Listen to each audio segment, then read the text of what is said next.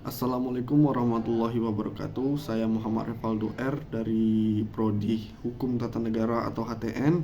Di sini saya ingin membuat video tentang menjelaskan salah satu pemahaman yang bersumber dari buku Pengantar Filsafat Pendidikan yang ditulis oleh Muhammad Hamdi Fitriani dan Nori Novitasari, yaitu tentang kemampuan kognitif. Kemampuan kognitif yaitu kemampuan untuk mengetahui dalam arti yang lebih dalam berupa mengerti, memahami, menghayati, dan mengingat apa yang diketahui. Yang kedua adalah kemampuan afektif. Kemampuan afektif ialah kemampuan untuk merasakan tentang apa yang diketahui. Ialah rasa cinta, love, dan rasa indah, beauty. Rasa inilah yang menghubungkan manusia dengan kegaiban dan rasa. Inilah yang merupakan sumber kreativitas manusia.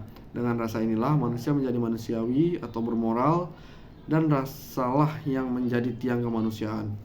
Yang ketiga ada kemampuan konatif. Konatif adalah will atau karsa, kemauan, keinginan, dan hasrat. Ialah daya dorong untuk mencapai segala apa yang ditekan oleh rasa. Ketiga kemampuan tersebut akan berfungsi bila mana manusia memiliki kesadaran. Kesadaran merupakan bukti dari kepribadian, seperti dikatakan Descartes, cogito ergo sum. Saya berpikir maka saya ada. Menurut Al-Ghazali, kesadaran ada 3 tingkatan, yaitu kesadaran indrawi, kesadaran akali, dan kesadaran rohani. Knowing atau nalar. Kesadaran adalah landasan untuk nalar atau berpikir. Apa yang dipikirkan oleh manusia, sesuatu yang baik yang dapat diindra maupun yang tidak dapat diindra. Segala sesuatu yang dapat diindra oleh manusia disebut pengalaman atau experience. Berpikir tentang experience disebut berpikir empirical, dan berpikir dunia gaib disebut berpikir transcendental. Knowledge, pengetahuan, berhubungan dengan kepercayaan, reliabilitas, dan solidaritas dari dunia eksternal yang kita ketahui melalui sense perception.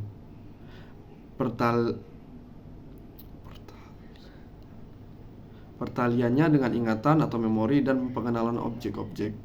Yang pertama, ada kegiatan keilmuan sebagai sebuah proses. Ilmu adalah pengetahuan diperoleh dari metode keilmuan. Kegiatan keilmuan bersifat dinamis dan tidak statis. Hakikat keilmuan ditentukan oleh cara berpikir yang dilakukan menurut persyaratan keilmuan. Ilmu bersifat terbuka, demokratis, dan menjunjung tinggi kebenaran di atas sekaliannya. Selanjutnya, ditinjau dari sejarah cara berpikir manusia, pada dasarnya terdapat 2 pola dalam memperoleh pengetahuan.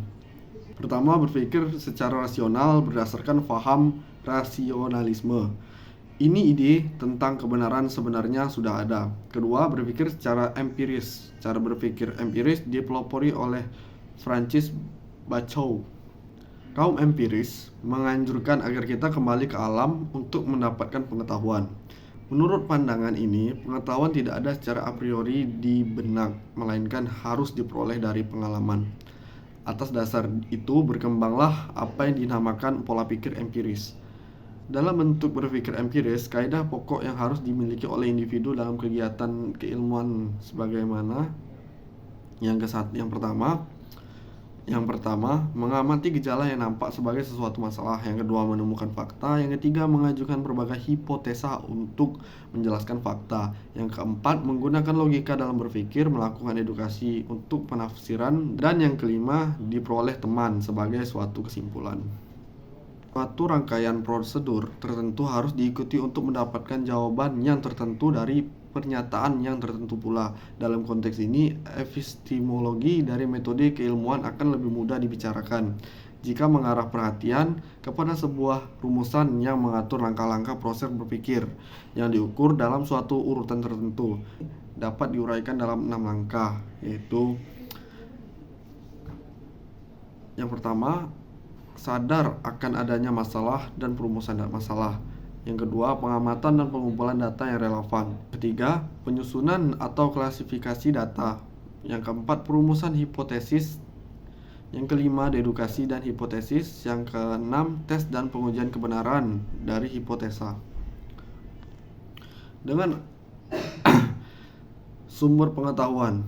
Dengan akalnya, manusia mencari dan mempelajari pengetahuan serta kebenaran karena dibutuhkan dalam kehidupan. Adapun sumber pengetahuan, Yang pertama ada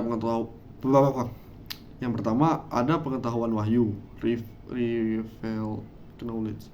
Yang pertama ada pengetahuan wahyu, yaitu revealed knowledge. Wahyu sebagai sumber pengetahuan dan kebenaran bagi manusia. Wahyu diberikan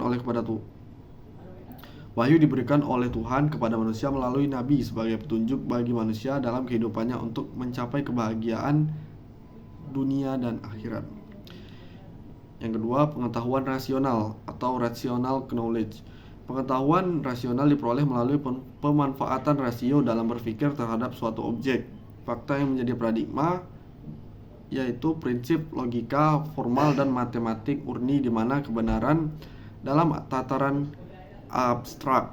Nampaknya, sumbangan rasionalisme dalam filsafat sangat kuat terhadap konsep pengetahuan manusia. Akal manusia dipandang sebagai dasar kemampuan untuk mengetahui kebenaran alam jagat raya yang tidak mungkin diketahui melalui observasi. Ketiga, ada pengetahuan intuisi dipandang sebagai metode untuk memperoleh pengetahuan manusia tidak berdasarkan penalaran rasio, pengalaman dan pengamatan indera, melainkan pengetahuan intuitif disusun dan dengan kekuatan visi imajinatif dalam pengalaman pribadi seseorang. Yang keempat, ada pengetahuan empiris, empirical knowledge. Pengetahuan empiris atau pengalaman dengan diperoleh melalui pengkajian di lapangan, paradigma pengetahuan empiris di mana hipotesis sains diuji dengan observasi atau dengan eksperimen yang menjadi dasar pijakan pemikiran. Mungkin segitu saja yang dapat saya sampaikan tentang materi The Knower, Knowing, dan Knowledge. Lebih kurang saya mohon maaf. Assalamualaikum warahmatullahi wabarakatuh.